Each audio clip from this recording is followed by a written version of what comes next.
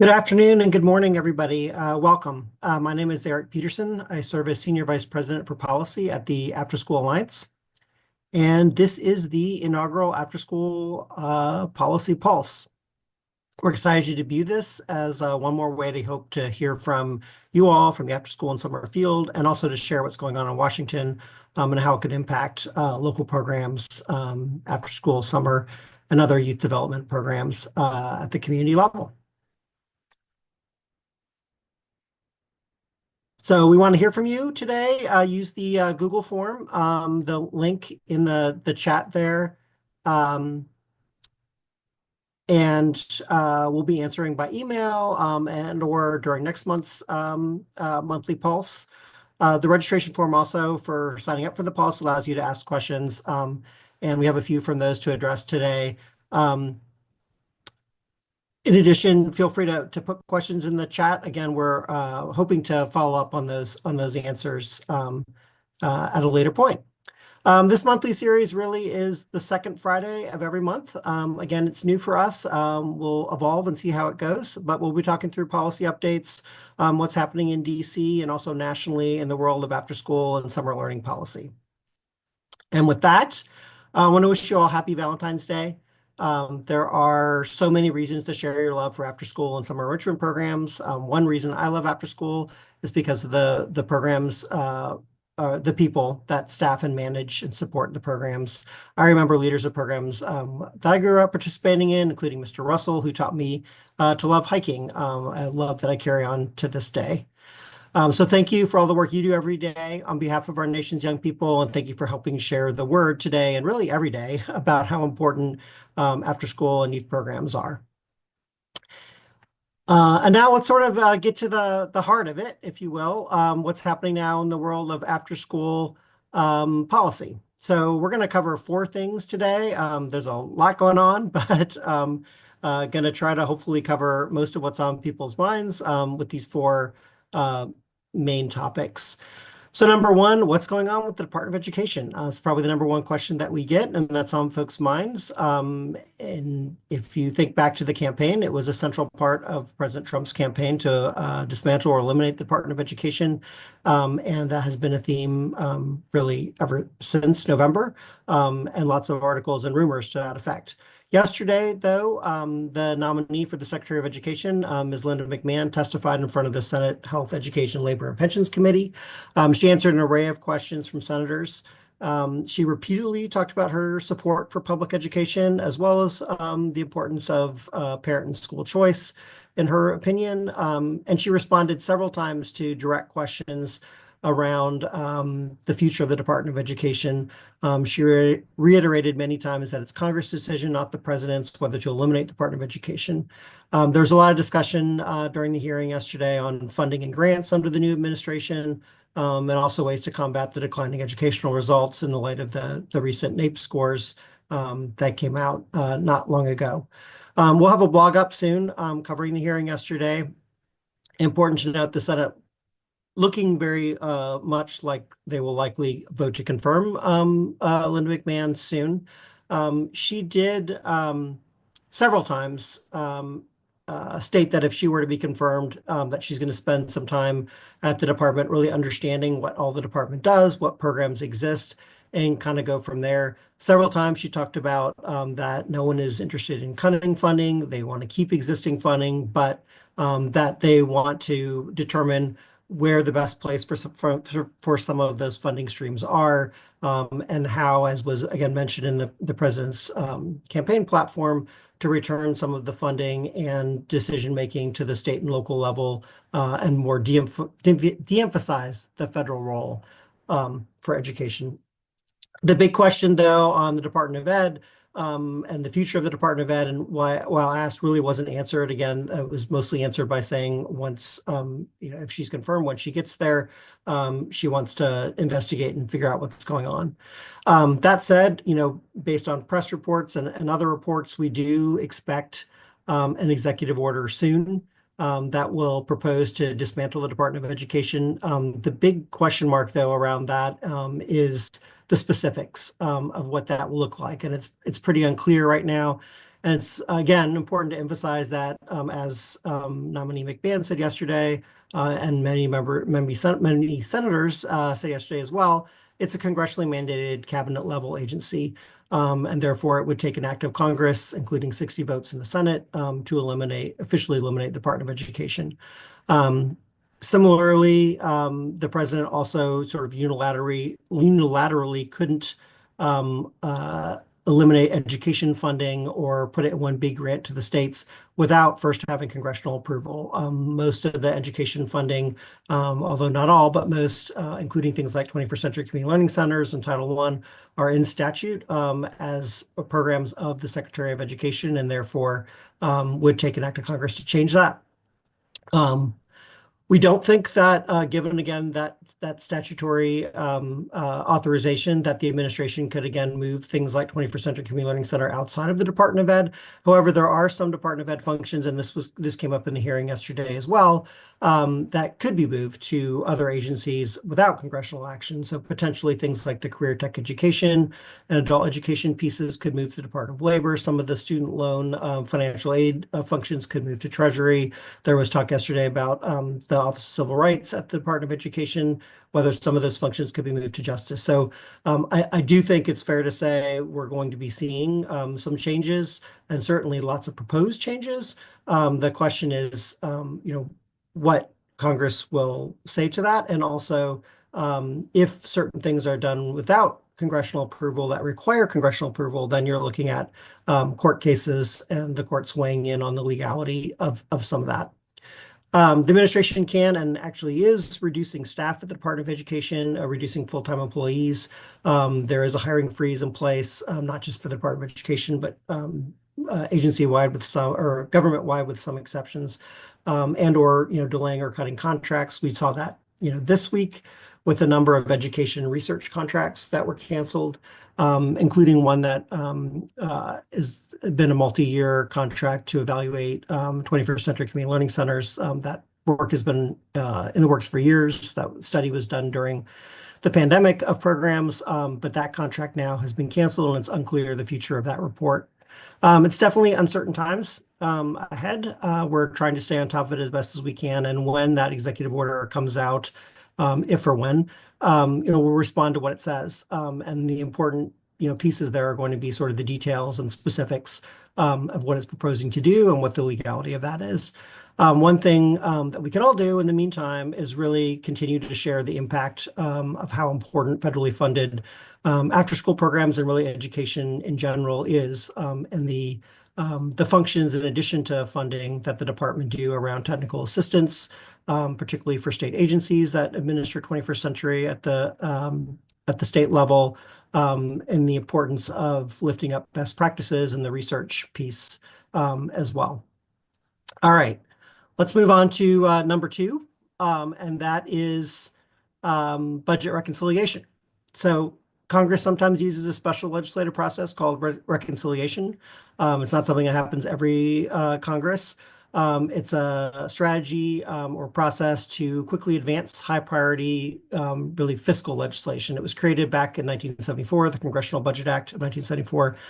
And it allows for really sort of a sped up consideration of mostly tax spending and debt limit legislation. That was the original intent. Over the decades, it's been used for other things as well. What makes it particularly attractive is that in the Senate, reconciliation bills are not subject to a filibuster, which means they can pass by just a simple majority vote instead of the usual 60 vote margin that we normally see in the Senate.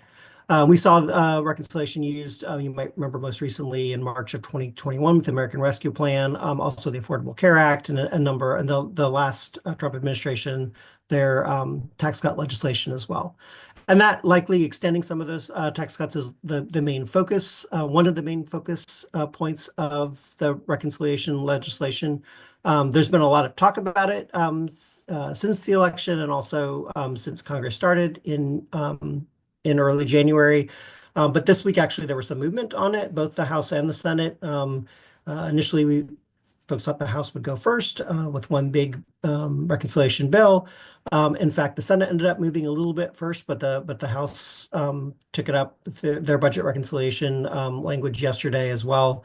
And so they're moving ahead. What that means is budget resolutions passing and then starting the process of what we call authorizing committees. So committees like the House Education and Workforce Committee, the Senate Help Committee, really diving in and looking based on the instructions given to them by the budget committees for sort of spending cuts and changes to programs. Again, important that the rules of reconciliation that it has to have a fiscal impact, presumably cutting, but it could also be spending funds. Most after-school federal funding is not eligible to be cut as part of this process because it's what we call discretionary funding as opposed to mandatory funding at the congressional level.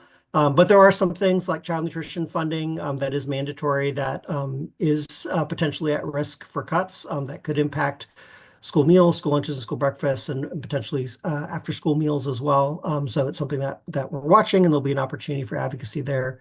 On the flip side, there's also some committees that are looking at extending some of the child tax credits, including refundable tax credits that help families, in the past have helped families cover costs of things like after school and summer programs and early care, child care as well. I want to point you to, and it should be in the chat, to a blog up this week on our website by my colleague Jillian that really dives deeper and explores the budget reconciliation process and opportunities, along with some opportunities to weigh in with your members of Congress on that as well.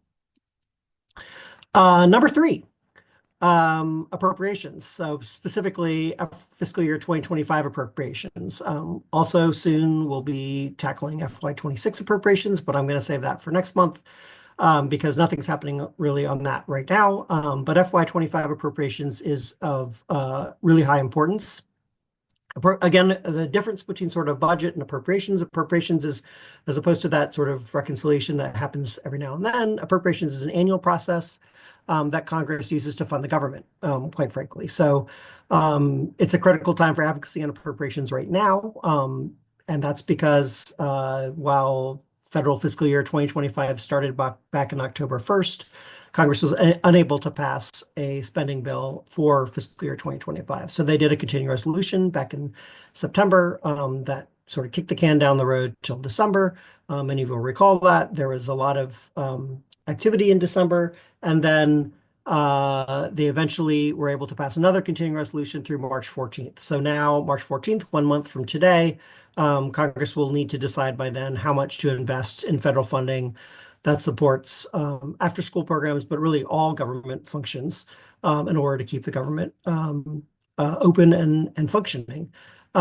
So that means things like whether to keep even or to increase or to cut funding for things like 21st Century Community Learning Centers, the Child Care Development Block Grant, AmeriCorps and AmeriCorps Vista, Youth Mentoring Funds, Title I Education Funds, the Student Support and Academic Enrichment Grant, also known as Title IV Part A. What else? Full service community schools. Lots of funding out there that helps provide quality after school supports and summer supports to children and families right now. And for those programs to continue, Congress needs to hear from you about how important federal education and really after school and summer and youth funding is. Unfortunately, right now, there has not been a lot of progress made on the FY25 fiscal year 2025 appropriations. Appropriators from the House and the Senate, Republicans and Democrats, really need to come together as soon as possible to decide top line funding levels. And then once they do that, they can work on the individual spending bills, including the education, labor, health and human services, and related agencies one, which is where a lot of the not all, but a lot of the after school funding lives, and education funding as well. And so that, really needs to happen by March 14th. And one way to help make that happen is from members hearing, particularly if you have a member on the Appropriations Committee, and that's easy to find out through Google. But they need to hear that folks are paying attention to this and want to make sure that funding continues. So the options are, finally pass a spending bill for fiscal year 2025 by March 14th, or if they can't get that done, they could pass another continuing resolution, which again kicks the can down the road, gives them a little bit more time. Or the third option, which is not a good option, is a government shutdown. That's not good for anyone. Essential programs will continue because things like 21st century and most education funding is what we call forward funded. That won't directly impact those programs. Those 21st century programs would not shut down immediately if there was a government shutdown. However, it will be important that shutdown, if it does happen, is stopped quickly and folks can get back to work. And from a 21st century particular grant program outlook, state education agencies, many of which are holding 21st century grant competitions now for the upcoming 25-26 school year.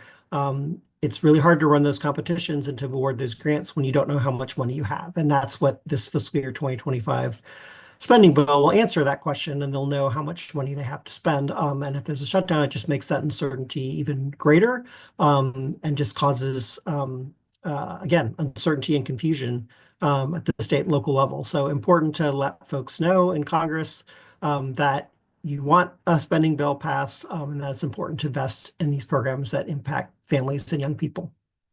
All right, we made it to bullet number 4, and that is executive orders. It's crucial to really clearly understand, first of all, because there's been a lot in the news and a lot of executive orders issued, that the scope of what the scope of executive orders is, and to approach them really with careful consideration. Executive orders do not create new laws. They don't amend existing laws. They don't offer binding legal interpretations for schools or community programs or grantees to follow. Really what they are is a way for an incoming president and administration to direct federal agencies on how to enforce existing laws. Federal agencies, including the Department of Education and others, no doubt align their enforcement actions with these directives and will follow these directives.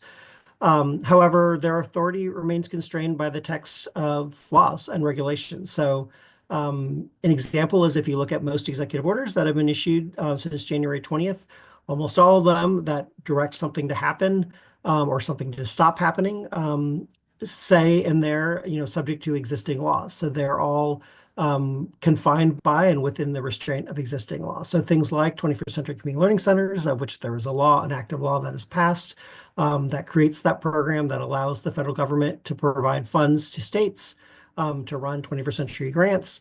That's not something that could be impacted directly, legally, by an executive order without an act of Congress changing the law.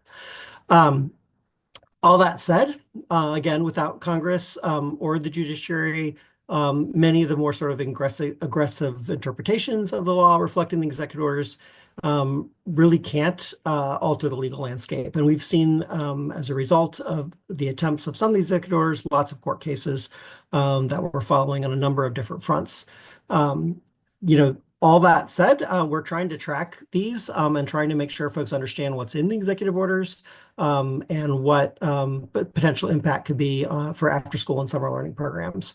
So I have a bunch of blogs up summarizing these, including we have 2 new ones going up today, including one on sort of the impacts of the January 20th and shortly after immigration executive order and how that could potentially impact particularly attendance at after school programs. We have another one on the way, or more on the way, including one that I haven't started writing, but will right after this start working on around the executive order that was issued yesterday, creating the Make America Healthy Again Commission and also the Make Our Children Healthy Again assessment with the new Secretary of Health and Human Services, Robert Kennedy, being confirmed by the Senate this week. That executive order was passed in conjunction with the new secretary by the president yesterday, and that will again establish this commission and look at ways that existing programs, including I think the nutrition programs and education programs and others. The commission includes the Agriculture Agency, the Department of Education, and others to look at ways to support young people and particularly within their physical and mental health. As we know, after school programs have a long history of helping young people be physically active, eat well, and also support youth mental well-being. And so again, while there are lots of challenges with this administration, where there are opportunities to look at ways to further support the role that after-school programs play in making our youth and communities healthier. That's something we're going to be looking at as well. And so we will, of course, do an executive order um, or we will do a blog on an executive order that we're expecting again soon that would propose to dismantle the Department of Education. Again, as I mentioned earlier, we don't know the specifics there, but we are we will follow that. We'll post a blog as soon as possible once that comes out, looking at the impact on the after school and summer field, really based on the text of the executive order and what exactly is in there, what it asks the Secretary of Education to do as well. All right. Those are our four big bullets for today. I'm sure there are things that I missed that you all would like to be focused on. So please let us know for next month's call, next March. A couple things before we sign off that we'd love for you to be aware of. In case you missed it, on Tuesday of this week, the After School Alliance released polling data from the post 2024 election poll. We have a blog and fact sheet up on our website on that on the main page. The big takeaway there is really good news. Nearly 9 in 10 voters, or 87%, agree that after-school programs are an absolute necessity for communities. That's all-time high support. We've been doing that poll since, I believe, 2004. Certainly, for over a decade now.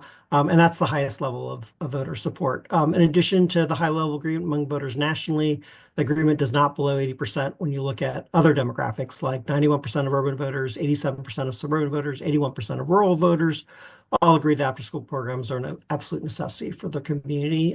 We asked a bunch of other questions, including finding that 85% of voters want newly elected leaders to provide more funding for after-school programs, so not cuts or eliminations, but more funding.